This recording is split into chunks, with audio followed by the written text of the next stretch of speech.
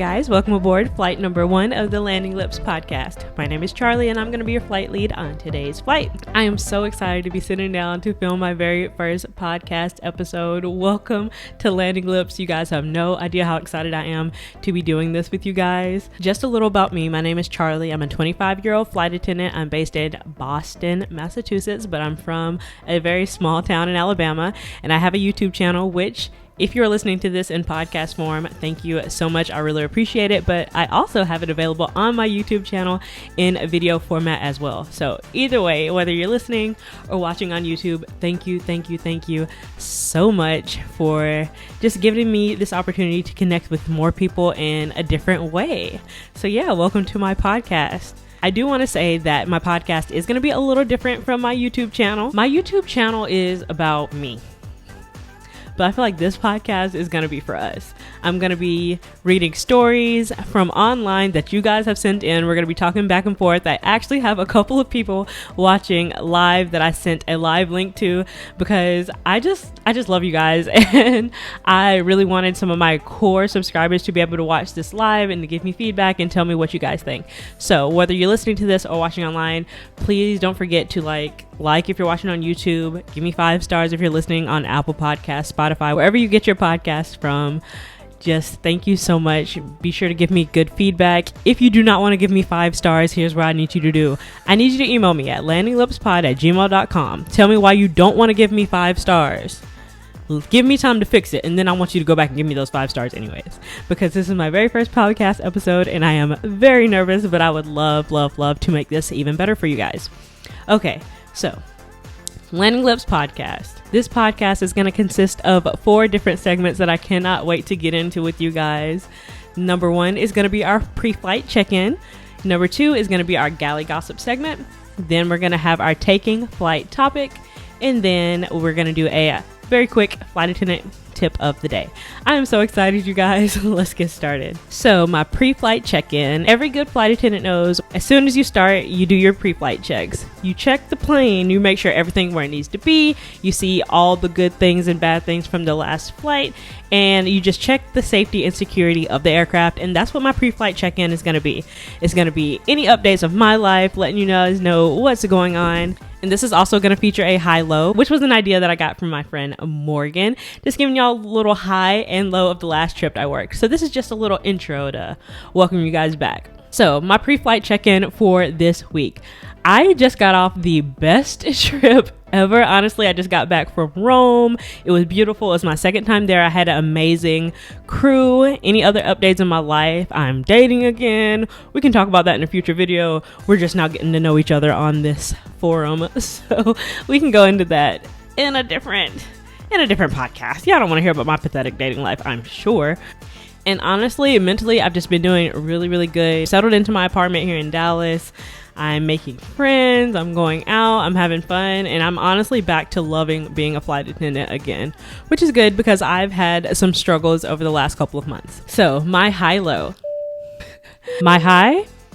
The crew that I had in Rome was absolutely amazing. We went out, we had so much fun. So that was the high of the trip. Whew. Now it's time for my low. I missed my van time. The number one thing that I've been trying not to do as a flight attendant was miss my van. That is the biggest fear of flight attendants all over the world, and your girl did it. Okay, to be fair, I got food poisoning when I was in Rome. Food was good. Something happened though. And I was trying to call out of the trip because I was just blowing chunks. Honestly, it was absolutely disgusting. So I was trying to call out, be like, y'all, I don't think I can do this. I fell asleep in the bathroom in Rome, in my hotel room on the floor, while I was on hold with crew scheduling. By the time I woke up, I had missed my van, which I wasn't really worried about the van time because I knew I was going to call out because I knew how sick I was and I had already talked to the flight leader. They didn't answer. I was on hold for over 6 hours and they didn't answer because we were in IROPS back in America. Like I said, I was in Rome. So yeah. So technically I hadn't called out of my trip. So I'm like, oh my gosh, girl, get up, get it together. So then one of my crew members calls, one of the amazing crew members I just told you about, and said, hey girl, the person wants to know if you're coming on this trip. And I said, what? no, I thought they told her already. And then I remembered, no girl, you fell asleep before they answered the phone. You technically didn't call out.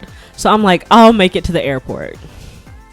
So I'm busting my butt, still sick, by the way, throwing up while I'm on the phone with them, telling them, okay, I'll just meet y'all there. I'm trying to call out, but they still hadn't answered, and we're at like the 7-hour mark at this point. I get a taxi. The taxi from the hotel in Rome to FCO airport literally costs $70 before tip.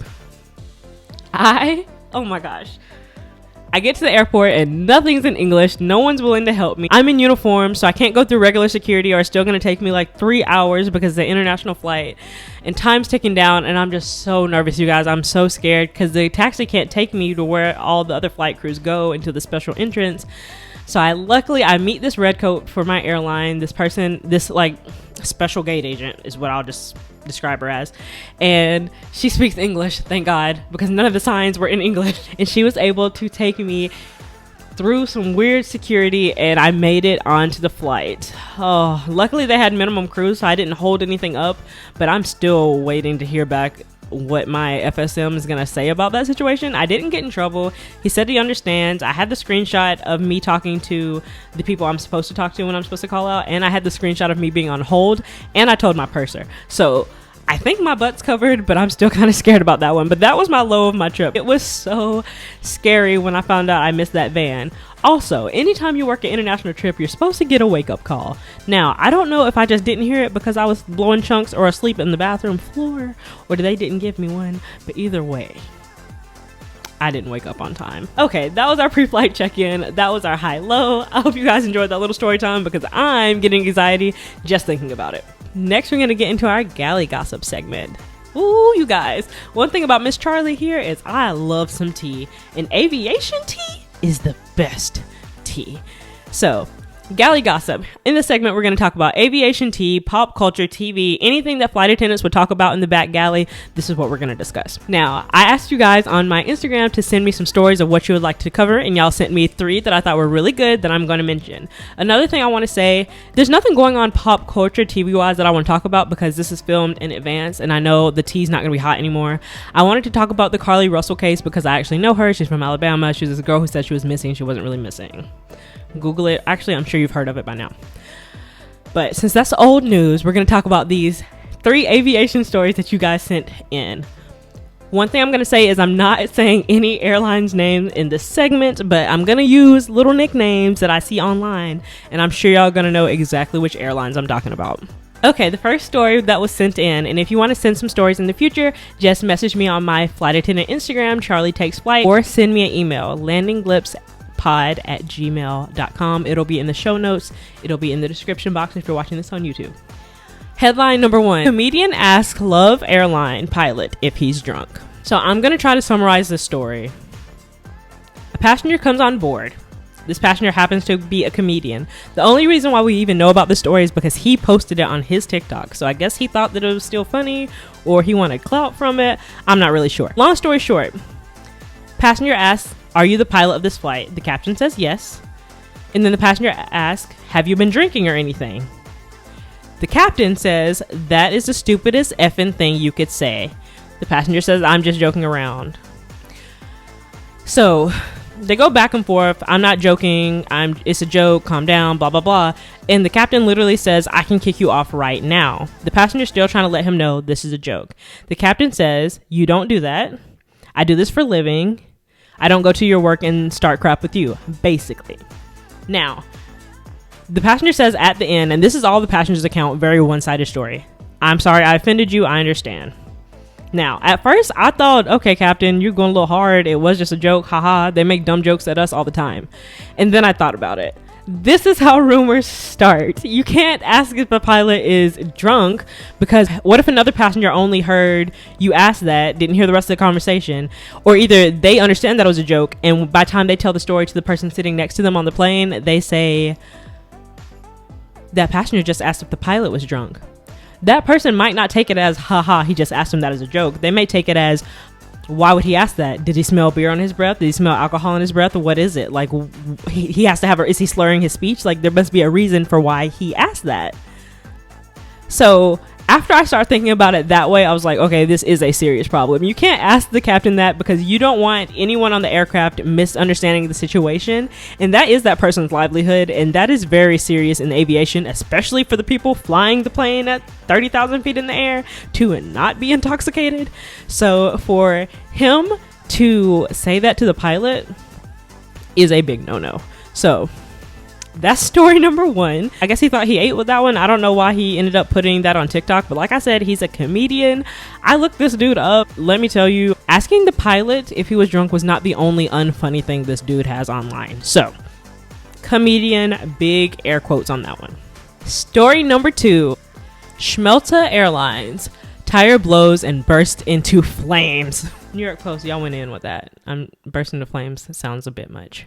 So, I feel like I need to start telling these long story shorts a little shorter. We still have a whole entire video to do.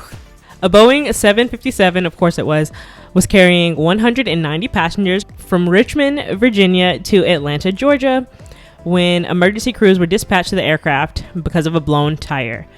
Then the inflatable slides were deployed for passengers to evacuate.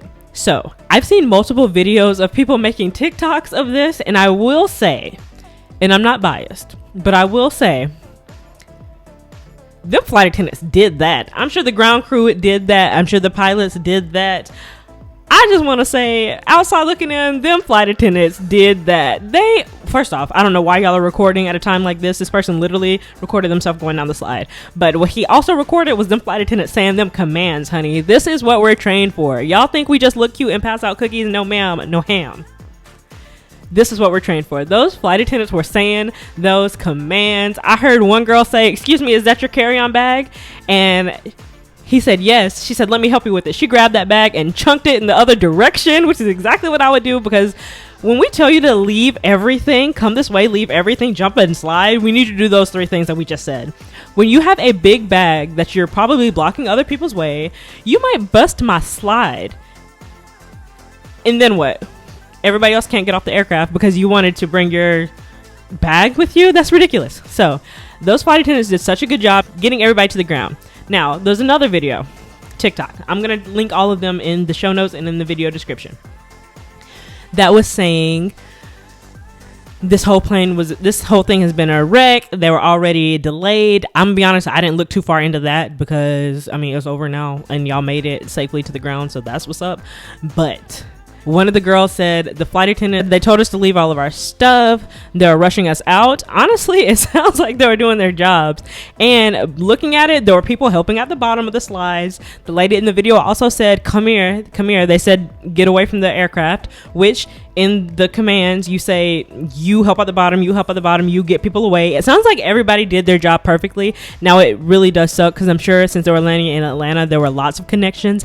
And obviously, they had to somehow get their bags back off of the aircraft and make it to the next flight, which is very unfortunate. And it's very unfortunate and a traumatic experience to have an emergency, anything happen on a plane.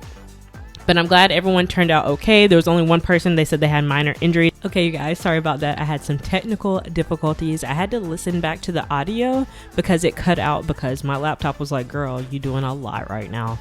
So everything's good. Basically, just to wrap that story up, I'm glad that everyone ended up being okay, and I'm glad that the crew's training kicked in automatically. It seems like everyone did exactly what they were supposed to do. Just from the outside looking in, like I said, I don't know these flight attendants. I don't know exactly what happened. This is just going by what I can see visually in the TikTok videos. Also, I was listening to the playback to see what the technical difficulty was, and I noticed that I am speaking very, very fast. I am so sorry, you guys. Also, I have these awkward giggles that I just can't get rid of. But I'm going to try to use my best podcast voice. I don't want this to sound like smooth jazz radio. I want it to sound like me just having a conversation with you guys. But I am sorry that I'm talking so fast. Also, if you're watching this on YouTube, I'm not making eye contact with the camera the whole entire time. I am looking down to make sure I have the stories that I'm covering and checking my equipment. So that's going to wrap up that second story. We have one more story for Galley Gossip, and then we're going to get into our taking flight topic for the day. Okay, we are on to our third and final story for our Galley Gossip segment. This one's a doozy, you guys. Listen to this name. Passenger on the no-fly list due to pasta. Yes, you heard me right, pasta. Globe airline flyer threatened with no-fly list over nice gesture from flight attendant. Let's get into it. Long story super short, here's how it went from my understanding of what I'm reading online. Okay, there's this group of flight attendants. They were staying on the same flight, so basically like a through flight, it seems. Same aircraft, same crew, different destination. They're gonna land in one place and then they're gonna go to another place. Same aircraft, same crew. Got it? Cool. This passenger happens to be on both of the flights. He was in first class on the first flight and he was in the economy plus section, so a little bit of a downgrade on the second flight. On the first flight, there was a catering issue. This guy could not get his manicotti pasta. They said that he was very nice about it. All that sucks. I can't get the food that I wanted. It's okay. Life goes on. So he doesn't get what he wants in the first flight. They land in their destination. He deplanes, and then he gets back on the aircraft, and it's the same crew, the same plane, and everything. So he was joking around with the flight attendants and said, "I'd love one of those manicotti dishes from first class if there's any left over." And then the nice flight attendant said, "I'll see what I can do." He was kind of joking. She was kind of joking. They were kind of joking. Got it? So he said, "Don't forget about me now. Don't forget about that pasta." And she said, "I got you." I don't know why I gave her that voice. That just sounds like how I think she would sound. So she did not promise or guarantee anything, and he really didn't expect her to bring him anything. So the flight lead up front asked the nice flight attendant what was that conversation about, and she told her if there's anything left. I told him he can get this. We weren't catered right on the last flight, and I think this is a good way to basically, give him the meal that we were supposed to give him last time that he technically paid for. It was a catering mistake. So she snapped. She was very rude to the other flight attendant. This is what the story says. This is what was said. She went to the passenger, this passenger who has high status on this airline, and says, "This is a policy. You're not allowed to eat a first class meal. You're in economy, boo-boo. You too broke for this. Give me back this pasta." At this point, he doesn't even have the food. She just knows this was their conversation. Okay. So about an hour later, the nice flight attendant takes him the pasta because it was left over. Keep in mind, it's either going to get thrown away or eaten by the crew. It's really one or the other. And gives him the pasta. "Thank you so much. Here you go. Sorry we couldn't get it to you on the last flight, but there you go." She handed it to him discreetly, smiled, and he thanked her. He sat there, ate his food, enjoyed his pasta. He said he took the very first bite, and then the flight leader was in his face saying, "I'm going to write you up for accepting this meal. It was your obligation not to accept it. You're disobeying my instructions. I told you you're going to be disciplined by the Globe airline, and you're going to get put on the no-fly list because you are failing to pretty much do what she says. Power trip much." She also said that she talked to the pilot about it, and he is also disappointed in this passenger for failing to deny the meal. So the passenger's like, "It's not that deep." The other flight attendant's like, "It's not that deep." And honestly, I don't think she talked to the pilot. I don't know. I don't know. So that's the story. Let me tell you what I think about it. Girl, it's not that deep. If anything, I think the other flight attendant was going above and beyond what she's called to do. To be fair, if there's nobody who wants this meal, it's mine anyways. I'm eating it. So if nobody wanted it and it's my meal, I feel like I should be able to give it away. Now, I don't know what my airline's rules are on that, so all this is hypothetical, for legal reasons. And hers, I don't know what her airline says about it, but I just don't think it's that big of a deal. I really think it's a good thing. I mean, I guess I could be wrong, but it seems like she was just going above and beyond to make sure that this customer comes back to fly with the Globe airline. All right, y'all let me know what you think. But that was the Galley Gossip segment. Let's get on to our taking flight topic, the main topic of the podcast. Okay, so about a year ago, I uploaded this video called "What I Wish I Knew Before I Became a Flight Attendant." And this video did really well on my channel. I was actually reached out to by someone who's now my friend. His name is Alexis Martina. He has his own YouTube channel and his own podcast called The Rough Air Podcast. And I talked about it a little on there as well, the things that I wish I had known before I became a flight attendant. And though I think that video was really helpful, it did come off really negative to some people, but that was kind of the point of the video. We see how glamorous this job can be, and it definitely has its pros, baby, but I guess it rubbed some people the wrong way with how negative it sounded, but that was kind of the point of the video, was to show you the downsides. Can you or any other flight attendants tell me what's actually good about this job? Because basically you're saying that this job is so addictive, but what's so addictive about it? Like, what are the good parts of the job? I thought it was kind of obvious, the pros of being a flight attendant. It seems kind of common sense to me, but I guess not. So here we go. I'm going to dedicate my first podcast episode to that comment, telling you what it's really like to be a flight attendant and giving you the pros and the cons of this job. Pro number 1, travel opportunities. Y'all, I get to see the world. I get paid to see the world, literally. I've been to Rome, and I've been to London, and I've been to Austin, Texas, and I've been to San Diego, California. I've been all over the world, like so many amazing places, but some places that I never would have been to. Like, I really enjoyed my time in El Paso. I went to Madison, Wisconsin, and had some of the best pizza I've ever had in my life. Who would have known? It's just like, the travel opportunities are completely amazing. You get to travel free inside the US, and outside the US you just have to pay tax, which is usually less than $200 to, maybe not London, because London's one of the more expensive for some reason, but I can get to here to Paris about $120. That's amazing. Now, the con. It's not all glamorous. I believe in that video I said it's not all Cancun and Paris or something like that, and it's not. But honestly, these small places, if you work from mainline, I'm sure some regional places are even smaller, but I have some of my best memories in these small towns. I had this layover in this little podunk town in Texas. It was called like Midland, Texas. I had so much fun. So much fun.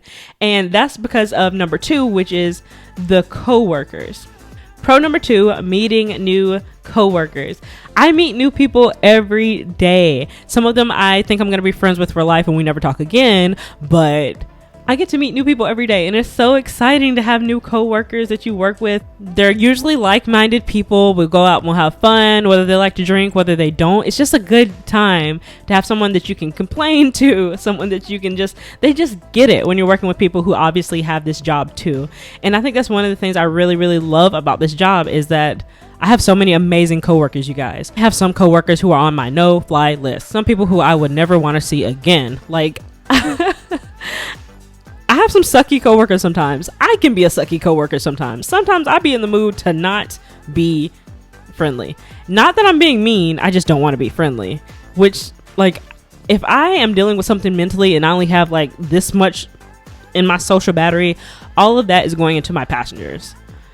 I can be cordial. I'm not going to ever be rude, but sometimes you just don't have it in you. And that's my version of being that's just my version of being a sucky coworker. Now, I've had some actual sucky coworkers that just suck at their job, have a terrible attitude, rude to the passenger, like that type of stuff, write people up for absolutely no reason. There's so many reasons why you could be on my no-fly list, but yeah, sometimes you have sucky coworkers just like in any other job. But another pro, you might never have to see them again, and that is absolutely amazing. Pro number 3, we have a really, really flexible schedule, especially the more senior you get or the better you get with working out your schedule. Now, me, I can finesse anything I want out of that schedule. I do my schedule reaction videos on my channel, and I'll tell y'all how bad my schedule is, and I don't work any of those flights. I'll drop everything, I'll add everything, I'll swap everything. My schedule can be very, very flexible within reason, and that is another pro of this job. The con that goes along with that is it is very, very, very irregular. One month I can clear my schedule completely, and the next it's like nothing's budging and nothing's dropping. It's just a really, really irregular schedule, bidding wise and also life wise. Irregular meaning some days I'm up at 5 a.m. for a flight. Sometimes I don't even report until 8 p.m. It's just very, very irregular, and that can really be harmful for your sleep and just keeping a schedule, your mental health, all of that. The schedule can be very, very irregular. The next pro, we have very cute uniforms and grooming. Now, I don't think my airline has the best uniforms. Now, I be feeling like that girl when I'm in my signature dress. When I'm flight lead, I only wear that dress when I'm flight lead. I don't know why. But I feel like that girl in my uniform. I be feeling cute. I be feeling fun. But you are so sexualized, not just as a female flight attendant, but as a male flight attendant as well. And I will say this from witnessing it firsthand. I've had people be very, very creepy to me just because I wear a cute little outfit. Our dresses at my airline aren't even short compared to some of these other ones. We actually look kind of matronly. We look like deaconesses and deacons going to church. In my opinion, all I need is one of my big old hats, just like my grandma. I could wear my uniform to church back in Alabama. Some uniforms aren't, they're not all created equal. So when it comes to sexualizing the uniform, I saw this one video of this man like recording this flight attendant putting a bag in the overhead bin. I think that he was a pilot. I'll put the clip on the screen if you're watching this in the YouTube form, but just creepy. You get sexualized so much, and then you're wearing pantyhose. You'll find on any of my videos some creep asking for my pantyhose.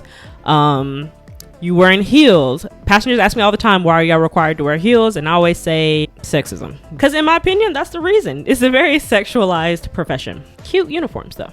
This kind of goes with the irregular schedule. We also get a wide variety in routine.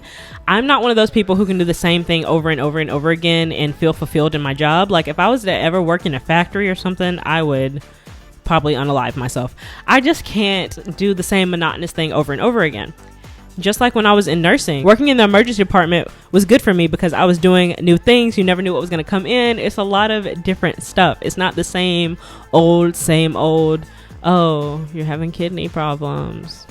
Let me look at this kidney. Like, I'm lame. I don't want that. But so I feel like the transition from working in a high-paced environment such as a ER nurse to this job really serves me well. And it's good to have that variety. No day is like the next day. No day is like the last. Everything is different every single flight. And that's one thing that I personally love. But that comes with the con kind of it being unpredictable. Though I see that as a pro, some people might see it as a con because you never know. My brand of anxiety, it doesn't really bother, but some people are just anxious. Like, what if this happens? What if that happens? That might mean this might not be the job for you per se, but this job can be very, very unpredictable. You have delays, you have cancels, you have flight attendants that suck, you have passengers that suck, you have pilots that suck, you just have people that suck. You going through Atlanta? I know you got gate agents that suck. Just kidding. Atlanta gate agents, I love most of y'all, but some of y'all be mean. Some of y'all Atlanta gate agents are mean. But I mean, it's fine. Some of us flight attendants are mean.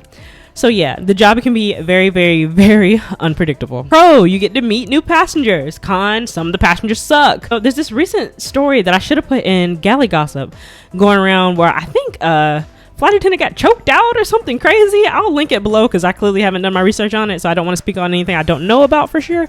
But yeah, passengers can suck sometimes.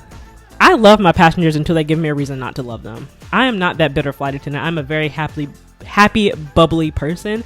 And I don't mean the regular, oh, they're complaining about the same thing they always complain about. That just comes with the job. I mean, you trying to put your hands on me? That's completely different. Yeah, sometimes the passengers can really get out of line, but that's rare. Very, very, very rare. So for this next one, I'm going to do the con first because it's going to give a more positive spin if I say the bad thing and then end on a good thing, obviously. So we don't get paid the best. I would say as a new hire, I made maybe $60,000 in a year, which ain't bad. Which definitely ain't bad. I'm not complaining. I'm very blessed to be able to pay my bills. This is not my only source of income, so it's even better. But that's just at my airline. I work at one of the highest paying airlines, and I'm at a main line instead of regional. Because when I was at a regional, I was barely clearing 40, I think. So yeah, big pay discrepancies there. But the pro to that is we have yearly raises, we have profit sharing, and at my airline at least, as long as it's within your legalities, you can pick up whenever you want. I've been off this whole week. I could have picked up a trip if I want to make more money. I already paid my bills for this month and next month, so I don't want to work. And that's another good thing about the freedom of this job. I don't want to work, so I'm not going to. As long as I can find somebody to pick up my trip or either I bid correctly, I don't have to work. And that is a huge pro when it comes to this job and to pay, because if I know I need the money, I'm gonna get that money. Next pro, it's very easy work.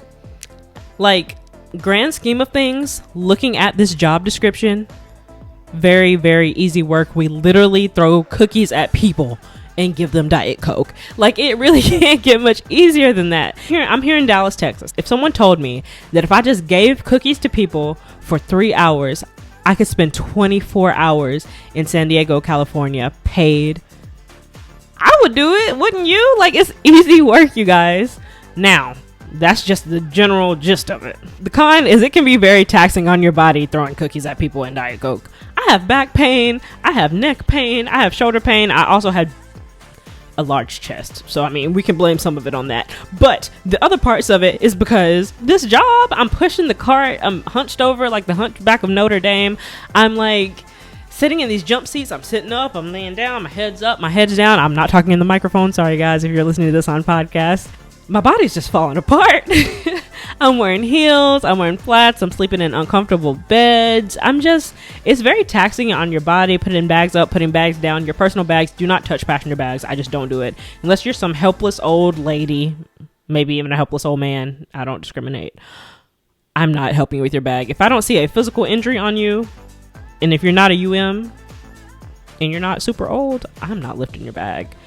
I suggest you ask a passenger around you to do it because first off, I can't. I'm crippling in pain all the time from my back pain. So yeah, I'm probably no help. I'm probably weaker than you.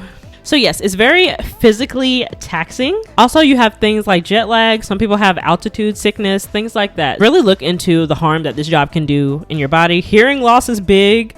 Also wear your sunscreen. Some people like have skin problems from this job. It's definitely something to consider. So it being physically taxing and the health risks are definitely something to consider.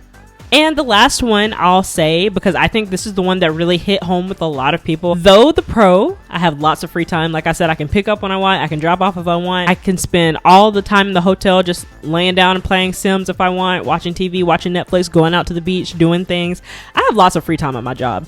I complain about how long I work, but also I have lots of time in the hotel, depending on how long my layover is and how much I work that week. A lot of time. The cons to that is it can be really lonely sometimes. Whether you're single like me, whether you suffer from depression, whether you have separation anxiety, so many things. This job can be really, really lonely. And I promise you guys, in the month of September, I'm going to be doing a full video on mental health and loneliness, anxiety, depression, all of that stuff on my YouTube channel. But this job can be very, very lonely, especially if you're not the type to go out with your crew, or if you don't like your crew, if you just don't have the fortitude to do things with the crew, or if they're just not into the same things you are. It's just like, this job can be very lonely, especially if you don't have anyone to share it with. Going back to that first one, the travel opportunities, yeah, I can put people on my benefits, but if they don't have a flexible job like me, they can't come. They can't just drop everything and come with me because I have a 20-hour layover in Miami. They have bills to pay too. So yeah, you guys, that was the last thing. So we're just gonna wrap this up with a quick flight attendant tip of the day, and then I'll be done with my very first podcast episode. Okay, our last segment, the flight attendant tip of the day. Always, unless you want to be like me in the story that I mentioned at the beginning of this podcast, always set your alarm on your phone and on your work device. Then you have 2 alarms. Even though I do not think they gave me an international wake-up call, it doesn't matter. I should have personally set an alarm on my phone. So that is the tip of the day. Set your alarm on your phone and a backup device. Always. And that is it, you guys. Thank you so much for listening to this first episode or watching it on YouTube. I really appreciate it. Go ahead and give me 5 stars and like this video if you're watching. Subscribe to my channel.